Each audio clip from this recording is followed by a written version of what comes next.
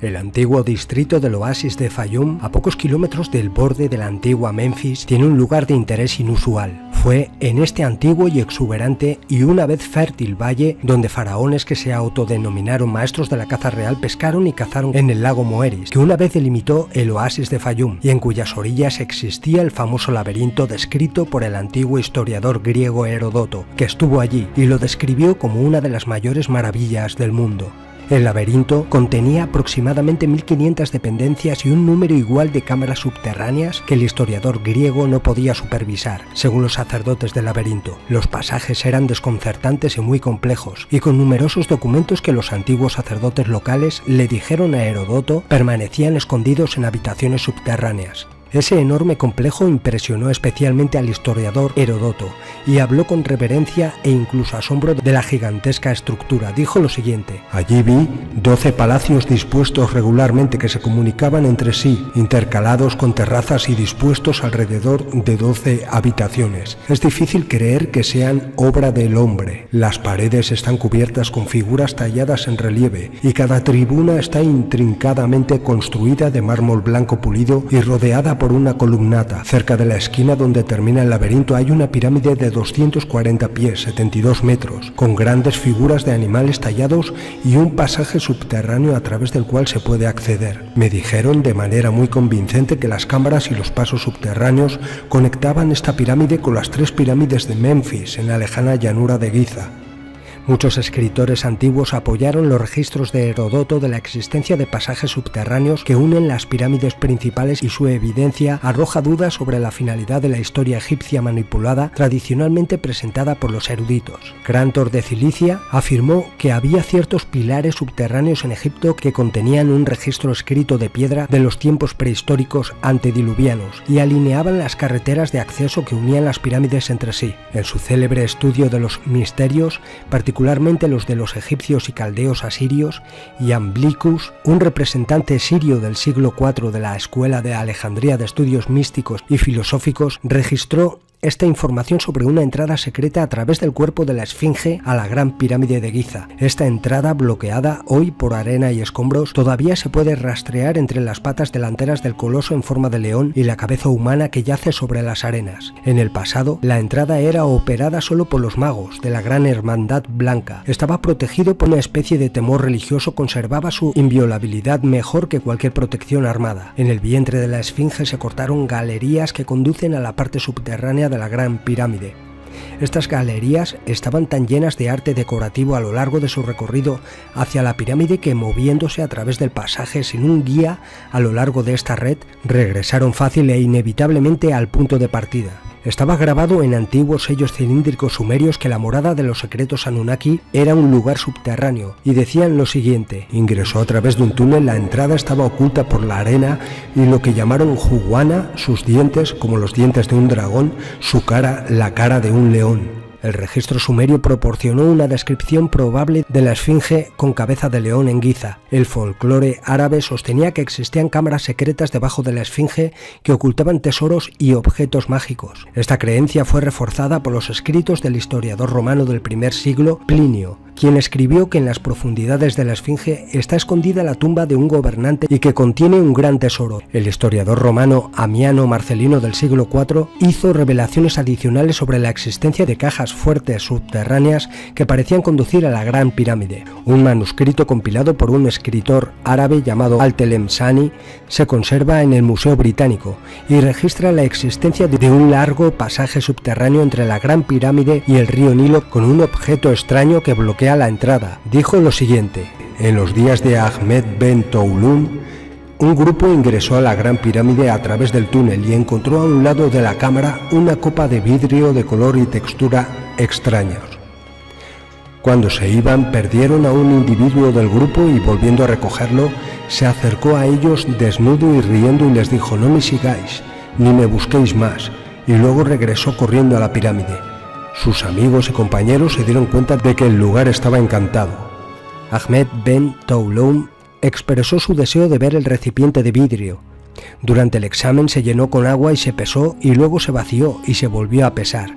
El historiador escribió que la copa tenía el mismo peso cuando estaba vacía que cuando estaba llena de agua.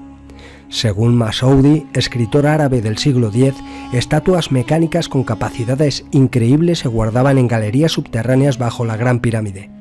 Su descripción de hace 1000 años es comparable a los robots que se muestran hoy en día en las películas de ciencia ficción. Masoudi dijo que los autómatas estaban programados para vigilar y eliminar a los intrusos, excepto aquellos que por su comportamiento eran dignos de ser admitidos en el recinto que mantenía protegido bajo tierra. Los relatos escritos de sabiduría y conocimiento oculto en diferentes artes y ciencias se escondieron allí para que pudieran permanecer como registros para el beneficio de aquellos que más tarde pudieran entenderlos. Esta es una información alucinante, ya que es posible que desde la época de Masoudi las personas consideradas dignas, quizás grandes iniciados de las artes ocultas, hayan visto y penetrado en las misteriosas cámaras subterráneas. Masoudi confesó lo siguiente: he visto cosas que no se pueden describir por miedo a que la gente dude de mi cordura, pero aún así las vi. En el mismo siglo, otro escritor llamado Muterdi informó de un extraño incidente en un estrecho pasadizo de Giza, donde un grupo de personas se horrorizaron tras ser aplastados miembros del equipo por una pesada puerta de piedra que de repente se deslizó bloqueando el pasadizo frente a ellos. Heródoto dijo que los sacerdotes egipcios le recitaron su larga tradición de formación de habitaciones subterráneas por los desarrolladores originales, mucho más antiguos que Memphis. Las primeras inscripciones, por lo tanto, sugieren que había algún tipo de sistema de cámaras extenso debajo de la superficie de las áreas que rodean la Esfinge y las 3 pirámides de Giza. Estos registros antiguos se confirmaron cuando se descubrió la presencia de una cavidad en un estudio sísmico realizado en el sitio en 1993. Este descubrimiento fue reconocido públicamente en un documental llamado El misterio de la Esfinge, que se transmitió a una audiencia de 30 millones de televidentes de la NBC más tarde ese año. La existencia de cámaras debajo de la Esfinge es bien conocida. Las autoridades egipcias confirmaron otro descubrimiento en 1994. Su exhumación fue anunciada en un informe periodístico que se realizó bajo el título El misterioso túnel de la Esfinge. Los trabajadores de reparación de la Esfinge descubrieron un antiguo pasadizo subterráneo que conduce a lo más profundo del antiguo y misterioso monumento. El jefe de antigüedades de Giza, Zahi Hawass, dijo que no hay discusiones acerca de que el túnel es demasiado antiguo. Lo más intrigante es quién construyó estos pasadizos subterráneos, por qué y a dónde nos lleva. Hawass dijo que no tiene planeado quitar las losas que bloquean la entrada. El túnel secreto va hacia el lado norte de la Esfinge, a medio camino entre las patas de la Esfinge. La suposición popular de que la Esfinge es la verdadera puerta de entrada a la Gran Pirámide ha sobrevivido con una tenacidad sorprendente. Esta creencia ha sido respaldada durante aproximadamente 100 años por los planes elaborados por los iniciados de la masonería y la Orden Rosacruz, que muestran a la Esfinge como un adorno que se encuentra en un gran salón debajo que se comunica con todas las pirámides a través de pasajes subterráneos. Estos planos y dibujos fueron compilados a partir de información descubierta originalmente por el supuesto fundador de la Orden de los Rosacruces, Christian Rosenkreuz, quien supuestamente penetró en una cámara secreta subterránea debajo de las arenas y encontró una biblioteca de libros llenos de conocimiento secreto. Los dibujos esquemáticos fueron producidos por información en poder de los archiveros de las escuelas de misterio antes de que comenzara a despejarse la arena en túneles y pasillos en el año 1925, lo que reveló la existencia a lo largo del subsuelo de varias puertas ocultas, pasillos de recepción olvidados, pequeños templos y otros recintos. El conocimiento de las escuelas esotéricas se vio reforzado por una serie de descubrimientos notables en 1935 que proporcionaron pruebas de la existencia de pasajes y cámaras adicionales que se entrelazan en el área debajo de las pirámides. El complejo de Giza ha demostrado que la estructura de los elementos principales se ha construido a propósito, uniéndose con la Esfinge, las 3 grandes pirámides y el templo del hombre solar, directamente relacionados entre sí por encima y por debajo del suelo y de las arenas. Las cámaras y los pasos inferiores han sido detectados por sofisticados sismógrafos y equipos de radar de penetración en el suelo en los últimos años, estableciendo con precisión los planos de construcción. Egipto también ha utilizado con éxito satélites sofisticados para identificar sitios enterrados debajo de la superficie de Giza y otras ubicaciones adyacentes. El nuevo sistema de seguimiento se lanzó a principios de 1998 y logró ubicar 27 nuevas ubicaciones inexploradas determinadas en 5 áreas con precisión. 9 de estas nuevas ubicaciones están en la orilla este del río Nilo en Luxor y las otras están en Giza, Abu Rawas, Saqqara y Dashur. Las impresiones del área de Giza muestran una gran cantidad de túneles y cámaras que cruzan el área. Se cruzan y se entrelazan como una red que se extiende debajo de las arenas de toda la meseta. Con el proyecto de vigilancia espacial, los egiptólogos podrán determinar la ubicación de un sitio principal, su entrada probable y el tamaño de las cámaras antes de excavar. Entre los místicos o miembros de las escuelas de misterio egipcias, la tradición explica que la Gran Pirámide es grande de muchas maneras diferentes.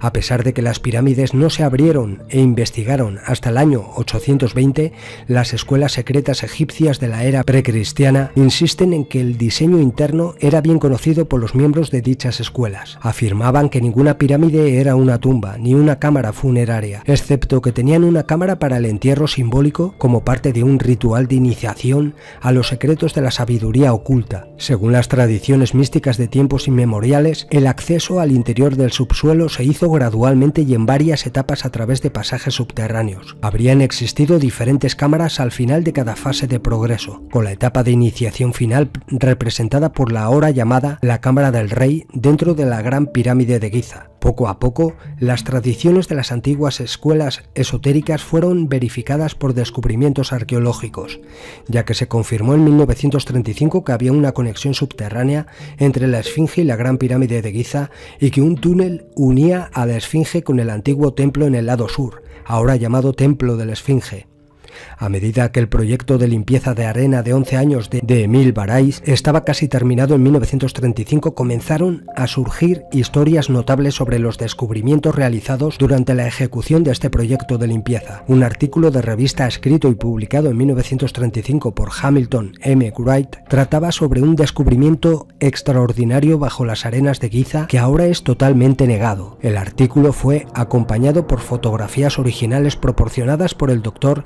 Selim Hassan, el líder del equipo de investigación científica de la Universidad del Cairo, quien realizó el descubrimiento y dijo lo siguiente: descubrimos un camino subterráneo utilizado por los antiguos egipcios hace unos 5.000 años más o menos.